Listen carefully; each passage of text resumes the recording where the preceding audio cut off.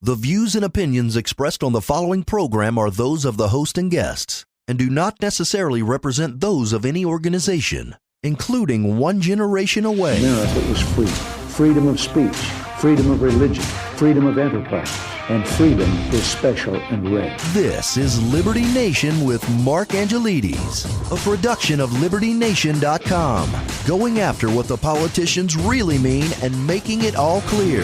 For your freedom and your liberty. Liberty Nation with Mark Angelides. President Vladimir Putin has invaded Ukraine, and yet responses from globalist leaders appear to be following an old playbook that has proven in the past to be less than successful. Now, Putin knows this playbook because it's the same response that has been used time and time again: sanctions and recriminations. But has the Russian president prepared for this in advance? And does he have a strategy in place that can help him wait it all out while the West fiddles along? And the world is watching on as President Putin does what many experts thought undoable or unthinkable. He is engaged in a modern large-scale land war in Europe. For weeks, we've heard from the Biden administration that Putin was going to invade. The nation's intelligence agencies were uniform in presenting the idea that this event could actually happen. So congratulations to them. Team Biden was right. But that begs the bigger question, perhaps the biggest question of them all. They knew it was coming. The might of US government analysis said it was going to happen, and not a single solitary thing was done to actually try and stop it before it began. Well, other than sending Vice President Kamala Harris to Europe to lecture foreign leaders and allies about what war actually is. And some would argue that she herself has no idea. And that was what the Biden administration was doing. Now, to many of us on the outside, that seems that the White House was sitting on its collective hands. Welcome to Liberty Nation Radio here on the Radio America Network. I'm your host, Mark Angelides. Now, on today's episode, we're joined by defense expert Dave Patterson to unravel the Biden administration's response and what might happen next with Vladimir Putin, and also where might the Russian leader turn his greedy eyes next. We'll be talking financial impacts with economics guru Andrew Moran and discover why the mainstream media is determined to spin the already abysmal economy into something that came about only due to the war in Ukraine. We have a special Say What segment coming up with longtime host of this here Liberty Nation Radio, Tim Donner. And last, but by no means least, we'll be talking liberty with Scott D. Cosenza, examining the hottest cases of the week and how they impact your liberty.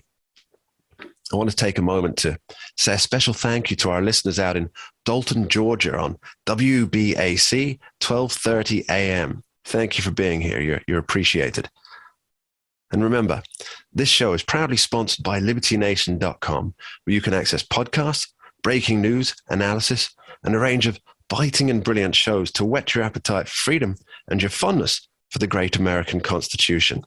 Let's dive right in. Vladimir Putin's troops are in Ukraine, and President Joe Biden is using sanctions to try and hold back the Russian bear. But will they do any good? And more importantly, what happens next? Well, to help us answer these questions, we're joined once again by former Deputy Undersecretary of Defense Controller, Dave Patterson. Thanks for joining us, Dave. Hey, thank you, Mark. Glad to be Dave, with you. What's your professional assessment of the situation as it stands? Well, the worst has happened. Putin has viewed the Biden administration and NATO and the EU as not a particularly strong impediment against him doing what he said he was going to do back in July. And more recently in a speech, he said he was going to recover the Ukraine because it rightfully belonged to Russia. And so he started that process. I mean, there's been a lot of talk about where does he go from here and what happens next. And I think more precisely, where will Putin go next? What are your thoughts? Well, I think that he would like to recover all of the former Soviet Union. I believe that he's going to have a very difficult time, but nonetheless, he will find some pretext to do whatever he wants to do, just like he did in Ukraine. The Baltics are particularly good targets. Whether he would do that and risk a Article 5 response from NATO, well, that remains to be seen. But there are other places that he might eye as being appealing. Kazakhstan, for example, where he just recently intervened in the Kazakhstani problems. Yeah, the Article 5 there that you mentioned from the NATO treaty, that's the Musketeers article, I believe it's known as all for one and one for all. So if one NATO member is attacked, then all NATO members respond. Now, of course, Ukraine isn't a NATO member, so he can really operate with fairly impunity from NATO, can't he, at the moment? From his perspective, yes, absolutely. I mean, he has created the pretext of rescuing ethnic Russians from the clutches of the Zelensky regime. And he has created this mythology around that. He has made this mythology a truth to the Russian people, and that's what he's based his invasion on. Okay, so at the moment, it seems that world leaders are looking at sanctions. They're applying sanctions already. They're talking about cutting off various ties. Now, can Vladimir Putin and his army and his government, can they withstand the various sanctions and things? Or is this something that they've likely prepared for? I believe that his entrees to China is part of the preparation for withstanding the economic sanctions that have come, as we have said in Liberty Nation, too late and too few. But nonetheless, he's counting, I believe, on China to bolster his financial position so that the sanctions are not as great an impact as they might otherwise have been. Yeah, I believe there's a recent deal being made whilst Vladimir Putin was visiting the Winter Olympics in Beijing, and it was an energy deal worth 30 years worth of supply or something. So I think from that point of view, there'll certainly be a lot of dollars or yuan flowing into Moscow. But you mentioned Kazakhstan earlier. Now, I only knew this was significant because of what you told me personally. But could you explain that to our listeners, please? Well, there were numerous riots that took place ostensibly because of the lifting of the cap on gas in Kazakhstan, and particularly liquid natural gas, which is what most Kazakhs use in their cars. And consequently, there were a lot of riots. And the Russian military came in under the pretext of peacekeeping and establishing order, and they landed about 2,500 troops, as I recall, in order to do that. And what was the response of the West to this? Well, we were monitoring the situation, and that we had strong words condemning any further incursion by Russia into Kazakhstan. So no real response then would be no real response. No, and quite frankly, I would, in one of my articles, I mentioned this is probably a good thing because it is what was Biden going to do actually, and so sitting in the grandstands watching it play out was probably the better part of valor for him. Well, let's talk about Joe Biden for a moment. I think it's fairly clear to many people, if not those in the Fourth Estate, the American Fourth Estate, that this probably wouldn't have happened if Joe Biden were not president and Donald Trump were. What's your take on that? I think there's a very strong case that this would not have happened if Donald Trump were president of the United States right now. And the fact is that what Donald Trump brought to geopolitics was doubt. Nobody could predict what he would do or what he would think or what he would say. And when it comes to weapons, doubt is a fairly effective weapon. It seems that he was just a little bit crazy enough to go all out on things. And that's really what you want opposition nations to be thinking, that we don't know how far this person would go. Now, So far, we haven't had huge amount of response from the administration, other than, of course, they're going to be looking for a united response. They're looking at different sanctions, cutting off different political avenues. How far could they go if they really wanted? Well, I think the United States and the Western allies could first and foremost stop all commercial traffic into and out of Russia. They could start the process of stopping all markets and all trade with Russia. And after a while, it'll be kind of tough for China to pick up the 1.6 trillion GDP of Russia. Dave Patterson, thank you ever so much. Thank you, Mark. Later in the show, we're talking liberty with Scott D. Cosenza, discussing the hot cases that impact you and your liberties. But up next, we ask how Biden's warning of expensive times ahead for the American people is being manipulated by the media, and whether the public is buying what the Fourth Estate has on offer. Don't touch that dial. For your freedom and your liberty.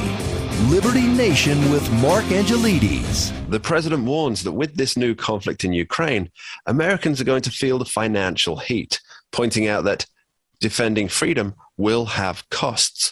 But for those of you with a nose for spin, it may seem like Joe Biden is trying to shift the responsibility for his economic performance onto Vladimir Putin. Now, to pass the numbers, we're fortunate to have with us Liberty Nation's economics correspondent, Mr. Andrew Moran. Thanks for being here, Andrew. Thank you for having me. So tell me, Andrew, the president says defending freedom will have costs. He's talking about gas and energy prices, right? But even before this situation developed, weren't Americans already paying more for Biden's policies? Oh, absolutely. It's just this has become the theme of the whole Biden presidency. He's trying to find scapegoats for every single problem facing his administration. On the economic front, when inflation is at a 4-decade high, he's trying to blame everybody else for it. He's blaming mom and pop gasoline stores. He's blaming big meat. He's blaming Jerome Powell, which I agree, but he's blaming for the wrong reasons. And now he's blaming Vladimir Putin. Maybe perhaps you should give him the benefit of the doubt. Maybe he was saying, defending freedom will have greater costs than all the Americans are paying now. So perhaps he just misspoke, But yeah, so Americans are paying a lot more than they already have. It's just going to exacerbate moving forward. Well, I would rebut giving him the benefit of the doubt there, because I noticed in a recent article on CBS News that the whole piece, it talked about why costs would rise, how it would impact Americans, but made not a single mention of the 40-year high inflation or already super high gas prices.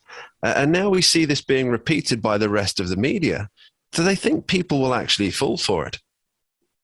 Yeah, I think if you're glued to, let's say, CNN or NBC News and you're reading the New York Times, yeah, you're going to believe it. It's that old adage, the bigger the lie, the more people will believe it. If this tidbit is repeated constantly at the 9 o'clock primetime news hour and on segments on CNN that, inflation was showing signs of easing before the Ukraine crisis, if you look at the latest data, more people are going to buy that. It's this appeal to authority fallacy when they're saying, these people said inflation was easing. Although I didn't feel it, perhaps it was easing. So now you have that excuse of the Ukraine crisis adding a lot of pressure, especially on the energy front.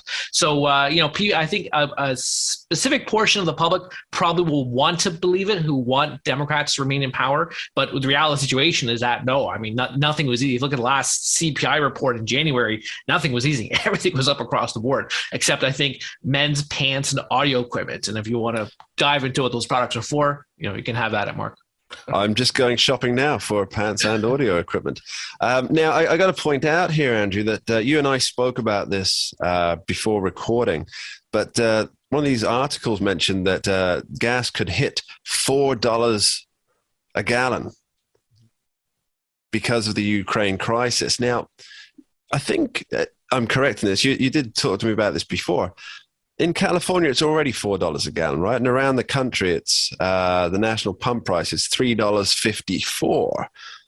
Yeah. Well, yeah, the national average in the United States is 354, but in California, the average is around 440, and some places in the state are paying as high as $5 a gallon already. So the record high prices are slamming in California. But there are a variety of reasons for it. You have the high regulations. Demand is immense in California because they have a lack of a public transit system. You have all these taxes and all this green energy transition. So yeah, the California pays the most in the nation today. So for California, this Russian situation is a good thing, right? Because it will bring gas down to $4 a gallon, according to the left-wing media. Right. Let's talk about inflation for a moment, Andrew. Now, as you point out, the BODs in DC, they said that inflation would begin to ease, coincidentally, I'm sure, just before the midterm elections. Now, these people, they're people who are apparently in the know. Now, how is the Ukraine situation going to impact their assessment? Well, the energy is the biggest thing because Russia supplies a massive amount of energy to the world. So Ukraine is an important transit point for this natural gas shipments. But I think when it comes to the United States, the key point is that the United States is going to ship a lot more natural gas to Europe. Right now, Europe imports about 60% of its liquefied natural gas from the United States. Now, if you look at the latest EIA Storage Weekly report, it shows that the natural gas numbers are actually below the 5-year average, which I think is around 1 trillion cubic feet, something in that area. So if more natural gas is going to be shipped to Europe, there's going to be less at home to consume. The other issue is that not a lot of natural gas production is happening right now, whether it's because of regulatory uncertainty or companies are trying to maintain a strong balance sheet. There's a lot of debate over that. But overall, if you're having this energy crisis, and Europe, which already suffered from an energy crisis before this Ukraine debacle, Americans are going to hurt, but mostly they're going to hurt in their wallets because natural gas obviously is going to spike. Crude oil is going to spike. I mean, you're already seeing it now. There's an expectation that it's going to hit $100 a barrel soon. Brent is at 98. The WTI contract is at $92. The U.S. is now a net importer of oil. It's no longer a net exporter. So this Ukraine crisis, it's bringing a lot of the fault lines to the front. You're seeing all the problems that were festering before. Now they're being exacerbated by the Ukraine crisis. And one more thing, food is also a critical issue in this topic because Russia is now the world's largest wheat producer. Ukraine is the 4th largest wheat producer. Problem with Russia is that they have an export tax, so it costs a lot of farmers to ship their wheat products. So that's going to add even more pressures to inflation. Back home, even a guy like James Bullard, he's the president of the St. Louis Federal Reserve Bank. He said inflation spiraling out of control. All this issue now is going to impact the Federal Reserve and how it's going to move on interest rates. Are they going to, agree to a 50 basis point hike at the March FOMC meeting? Are they going to keep it at 25? Are they going to have a full percentage point by July? There's so many factors that are going to impact the United States. It's really, really riveting to monitor how the financial market's going to react, how the Federal Reserve is going to react, and how public policymakers back home are going to react. It almost makes you wish for the days of energy and food independence. Andrew Moran, thank you ever so much. Thank you for having me. You're listening to Liberty Nation Radio, heard across the Radio America network from our flagship station in the nation's capital, WWRC in Washington, D.C. And remember, you can tune in for Liberty Nation from 2 to 3 p.m. on Sunday on KBKW 103.5 FM, 1450 AM, the talk of Grays Harbor. Now, coming up later is Hate Crime Just Thought Crime by Another Name. Next up, we have a special Say What segment with Tim Donner.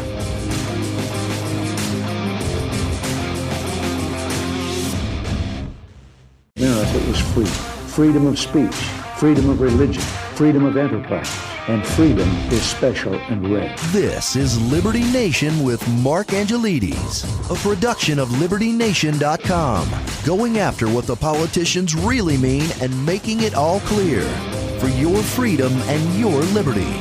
Liberty Nation with Mark Angelides. And now we have with us longtime host of this here show and Liberty Nation senior political analyst, Tim Donner, with a special Say What segment. Thanks for being here, Tim, and over to you. Okay, thank you, Mark. And as we kick off our post-Valentine's Day, pre-St. Patty's Day edition of Say What, we are left to wonder exactly what it will take for Hillary Clinton to leave the stage. I mean, here's a woman who ran twice for president, went down to arguably the most humiliating, ignominious defeat in American political history, then blamed everyone but herself for it. Now comes Special Counsel John Durham, charging that an operative in the employ of Hillary's 2016 campaign hacked into Trump's computers both during the campaign and when he was in the White House. And of course, as always, Hillary did, as the Clintons always do, deflect, shift the blame, and then, incredibly, make a speech sounding like another campaign kickoff. We can't get distracted, whether it's by the latest culture war nonsense or some new right-wing lie on Fox or Facebook. By the way, they've been coming after me again lately, in case you might have noticed.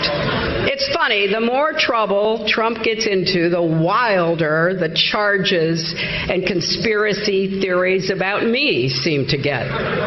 Republicans are defending coup plotters. They're getting awfully close to actual malice in their attacks. So gracious, so inspiring, so nuanced. Let's break that down for a moment, shall we? Hillary's culture war nonsense is exactly what has the Democrats tanking and reeling nationally. So, of course, she is, as always, completely tone deaf. And it was John Durham, after 3 years of investigation, and not Trump, who made the allegation. And sounding ever the lawyer, she uses the term actual malice. Is she planning to sue Fox or Trump or the entire basket of deplorables, class action suit? Of course, Hillary may well think, hey, it took Biden 3 times to land in the Oval Office, and if he can make it, I certainly can. And really, who can argue with that? Especially with Democrats so bereft of presidential timber that Hillary Clinton would actually be mentioned seriously as a potential candidate. What does that say about the Democratic Party?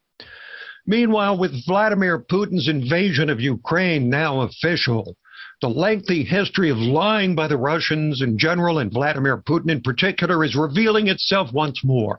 Here's a one-stop shop of Russian declarations and promises in the wake of the largest military mobilization since World War II, delivered by Anatoly Antonov, Russian ambassador to the U.S. on ABC's Sunday morning show, 3 days before all the promises he made were broken. There is no innovation and there is no such plans. It was fixed in Russian documents that we conveyed to our American friends in the State Department. Russia has publicly declared its readiness to continue the diplomatic efforts to resolve all outstanding issues. Each state has a right to protect its boundary and border. Russian troops are on a sovereign Russian territory. We don't threaten anyone. There is no invasion. We stand ready to continue diplomacy. Then he says they'll protect their boundary, which they then summarily expanded by effectively annexing 2 Ukrainian provinces 1 day later, and then the invasion a couple days after that. But no, they don't threaten anyone. The ultimate exercise in gaslighting and lying. Make no mistake, Putin's intent is no less than to reclaim the Russian and Soviet empire. And the weakness of America's 46th president is providing him ample opportunity to kick that project into another gear. And GOP Senator Tom Cotton of Arkansas said, Putin is maximizing the hold he has over much of Western Europe. Too many of these European nations have made themselves beholden to Russian gas, and therefore Russia has leverage over them. If we wanted to truly punish Russia for invading Ukraine, and maybe as important, if we want to send a signal to China about what would happen were they to invade Taiwan in the months or years ahead, it's obvious the kind of sanctions we should impose. We should sanction Russian oil. We should sanction their minerals and their mining sector. We should sanction their biggest banks. We should impose secondary dollar sanctions on them as well. We should remove them from the international financial system. That would send the signal to China that we mean business. And the chances of Biden doing all of that, well, I would not hazard a guess. And it's yet another symptom of Biden weakness, this time exploited by the Russian strongman. But Biden's problems at home may be even worse, with inflation becoming such a huge issue that even longtime liberal Democrat strategist Donna Brazile went on ABC and had to admit just how bad it is. I mean, inflation is robbing us of our joy, stealing our hard-earned wages. I can't go to the grocery store without complaining about the price of eggs and bacon. I mean, a pound of bacon is almost $9. Jesus. No, not Jesus. Biden and his fellow Democrats, who are in free fall in the eyes of the American people. One poll after another shows it. And you know, it's one thing to be ridiculed by your opponents, but quite another when it's done by one of the most famous pundits on your own side, Bill Maher. When normal people read that San Francisco has basically legalized shoplifting, they think Democrats have gone nuts. It's not my fault that the party of FDR and JFK is turning into the party of LOL and WTF. Members of Congress tweeting things like cancel rent, cancel mortgage, and no more policing or incarceration, declaring that capitalism is slavery, canceling Lincoln and Dr. Seuss, teaching children they're oppressors and math is racist, making Mr. Potato Head gender neutral. Democrats have become a parody of themselves, just making rules to make rules because it makes you feel like you're a better person. Well, Mark, I don't know about you, but I just feel like a better person for hearing all those swell ideas from the far left. Cleansed even. How about you? Actually, Tim, cleansed perhaps isn't the word I'd personally used. Now, many thanks for being here and sharing. And don't touch that dial. Coming up next, we're talking liberty with Scott Cosenza. For your freedom and your liberty. Liberty Nation with Mark Angelides. And welcome back to our special Talking Liberty segment on Liberty Nation Radio, where we examine the cases and the stories that impact your rights. As ever, we're joined by Liberty Nation's legal affairs analyst and host of the excellent Uprising podcast, Mr. Scott D. Cosenza, Esquire. Welcome back, Scott. Hi, Mark. Thank you.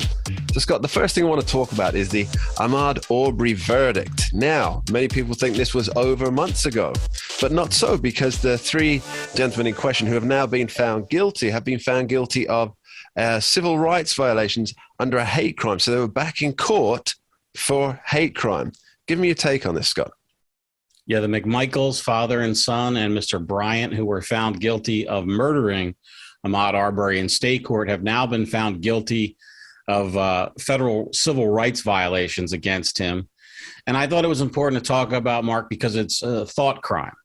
The charges concern whether or not their killing of their illegal killing of Arbery was motivated by racial bias. That's what the trial was to determine. And they found that it did. And the evidence they used to find that were years and sometimes decades old conversations they had and utterances they made to prove that somehow that they had animus against Mr. Arbery, even though none of those statements were about Mr. Arbery. So if 7 years ago they used a racial epithet in a text message, somehow that becomes then relevant in this trial. And I just thought it was important to bring to people's attention because I think too few people know. And I think it's an outrageous position that the government holds and can get away with, that, you know, speech in one instance is somehow attributable in a negative criminal evidentiary implication to some separate set of facts years later or even decades later. Well, this is not America is not the only country going with these hate crime trials and hate crime laws at the moment. We've seen plenty of video evidence over the last 18 to 24 months of police officers in Australia and in the United Kingdom going to people's houses, asking to talk about why they sent a message, pointing out that they have not committed a crime, but asking about why they tweeted a certain thing to find out, and I quote here, the thought process. It is really scary. Yeah. What's the legal basis for prosecuting under a hate crime, as it were? Because the three men in question, they've been found guilty. They've been sentenced to prison for a very long time, as they should be for committing an illegal murder. But now they're back in court. Why? What's the purpose of it? Well, it seems like a piling on. These civil rights violations were initially put in place for this kind of thing. What I mean by this kind of thing is whites killing blacks, murdering blacks in the South, but then having those crimes not be addressed by prosecutors in their jurisdictions because of racism and the legacy of slavery and Jim Crow. So there was good intentions, one would say, to put these laws into place, but then they're used, especially in the current times, I think, when the precursors for their imposition in the first place never occurred, which is to say that the state authorities did prosecute vigorously. So some may say too vigorously, the McMichaels and Mr. Bryant. So what then is the need for an additional federal charge? Well, I don't know, except to say that they wanted a piece of the hides of the the villain of the day or the villains of the day. I think it's an important question, Scott. It seems important to me is if, just for example, the three men in question had been found not guilty of the murder, would they then still could have been charged with a hate crime because it's coming from a separate? Absolutely. We have a dual sovereignty system in the United States, and you can be guilty of criminal behavior for the same actions under federal law that you were acquitted or never charged with under state action. That's what allows that law in the first place. Now, there's a number of people like myself who think that is a preposterous violation of our prohibition against double jeopardy. And one of the sort of things to think about is, well, why wasn't this resolved sort of at the founding or whatever? And it's because we only had 3 federal crimes or 4 federal crimes at the founding of the United States of America. All the regular crimes, like homicide, for instance, were state level crimes. We had piracy, counterfeiting, and treason, I think, were the 3 that the Constitution mentions.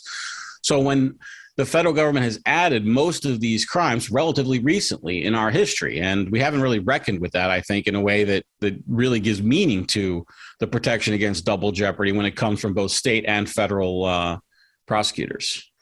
Okay, on to a more lighter topic, let's call it, Scott. I hear that there's a victory in the American Women's Football League.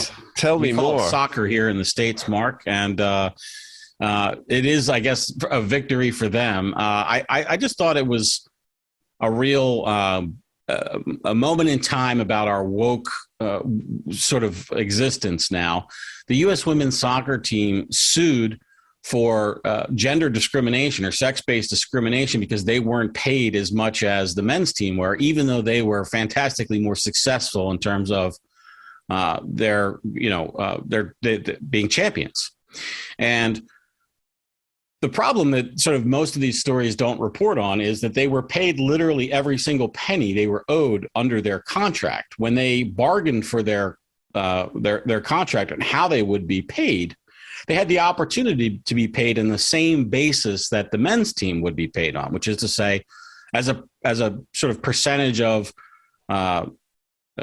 tickets sold or ratings and their position in the field of competitors. But they didn't opt for that, and instead they went with a more secure funding source, which paid them kind of like a regular salary with bonuses involved. And then later on, when their own performance and success revealed that they would have been paid much, much more money had they opted for the less secure version of that, the pay structure. Well, then it was, sour grapes, and they sued.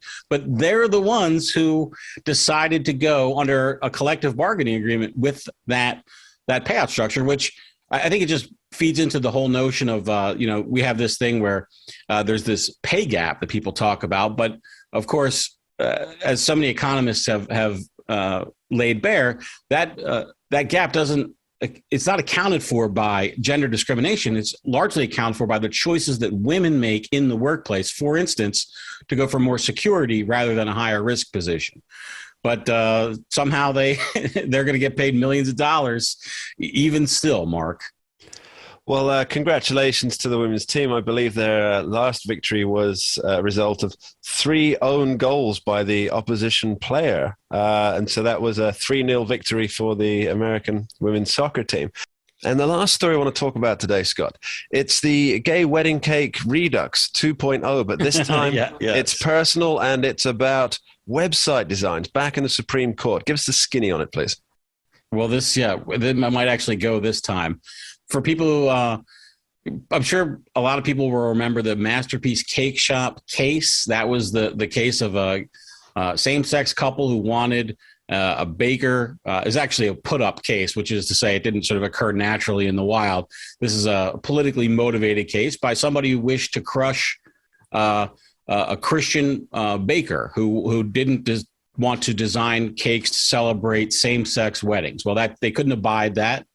They took him to court, and basically he got fined by the Colorado Civil Rights Commission for not going ahead and giving this couple the cake that they wanted. Well, they went to the Supreme Court. The Supreme Court did not decide on the important free speech right that was implicated, which is to say, can the state compel that speech? The speech being whatever the icing and the text would have been on the cake, right? Instead, they found that there was some procedural issues that allowed them to rule in the case in another way. Well, that was unsatisfactory because, of course, those issues are still out there. And now they're coming back to the Supreme Court in the form of a website designer who wishes to use her talents to design wedding websites. So the popular thing now for a lot of couples is to create a website for their wedding where guest information and such can be posted. And she wishes to engage in this work and has basically sued for a declaratory relief that says, okay, I want to do this thing, but under the current rules, it seems like you're saying I can't do this thing. So what's the deal? Well, she lost in the district court. She lost in the 10th, I think it was the 10th Circuit Court of Appeals. And the case is called 303 Creative v. Alenis. And I think people are going to learn to know that case name because I think it's going to be a big case. And the current makeup of the court, Mark, I think suggests that this will be a free speech win. That's not a prediction, a firm prediction, but the last time the case went to the Supreme Court, 2 justices supported the free speech rights of the baker to bake his cake, Justice Clarence Thomas and Neil Gorsuch. They're still on the court, obviously, and 2 justices opposed the right of the baker, and one of them was Justice Sotomayor, and the other was Justice Ginsburg, who obviously is no longer with us and replaced by Justice Barrett. So, and we have Kavanaugh on the court instead of Kennedy as well. So I think the court is poised to come out with a free speech favoring decision. I have to say, I hope that they do, because if the state can compel speech based on any number of, priorities they wish to enact, well, then I think it's the death of free speech. Scott, we'll keep a close eye on this on the pages of Liberty Nation. Thanks for being here. Thank you, Mark. And that's almost it for this week on Liberty Nation Radio here on the Radio America Network. I want to thank our guests, Dave Patterson, Andrew Moran, Tim Donner, and Scott D. Cosenza. And of course, you, the listener, thank you for being here. And my final thought for this week is President Roosevelt. He once said, in any moment of decision, the best thing you can do is the right thing. The worst thing you can do is nothing. Now, it seems that world leaders, including Vladimir Putin, are setting a path that will lead them to neither the good thing nor in reality anything. As ever, it will be the regular folk that suffer the consequences of decisions that we have no part in. You see, Biden's playbook is an open book. He's been using it for 50 long years. There are no surprises here. But Putin is also playing out his same old tricks, the same he's used time and time again, that the US refuses to look at history and to recognize that we're stuck in the same old game. And if we refuse once again to listen to our history, to recognize it for what it is, to see the patterns, and to understand the playbook that is literally being played out in front of us on a world stage, well, the sad reality is that we're doomed as ever to repeat it. There's nothing new under the sun. Thanks for listening.